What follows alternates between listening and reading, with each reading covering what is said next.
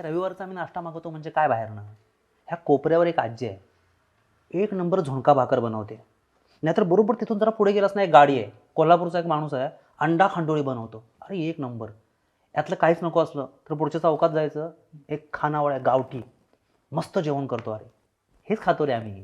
काय रे मेलास, एवढी वर्ष तू इकडे राहिलास हां, एवढा फ्लॅट गाडी घेतलीस, जीव कसा तडकलाय तुझा त्या झुणक्यातनं सुकटात? अरे गाव शहर असं काही नसतं रे, दोन्हीकडे माणसंच राहतात ना. तुला सांगतो, ह्या शहरांमध्ये ना 90% लोक गावाकडनं आलेले असतात, म्हणजे हे झुणका सुकट खाणारेच लोक ना. तरी पण इथं ना ते पिझ्झा बर्गर, ते म्यावणीज चावणीज, हे इतकं कसं खपतंय तेच मला कळत नाही. नाश्ता हा शब्दच आधी बंद करायला पाहिजे. गावाकडे कसं न्यारी न्यारी म्हटल्या म्हटलं काय आठवतं सांग? झुणका भाकरी, नाचणीची आंबील, माडगं, नाहीतर ते मक्याची भाकरी. अरे हा नाश्ता खरं सांगायचं तर.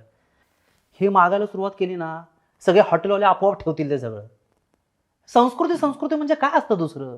खानपानातनं संस्कृती आपली दिसते काय. मग, या बघ आत्ता कसं बोललास. हा.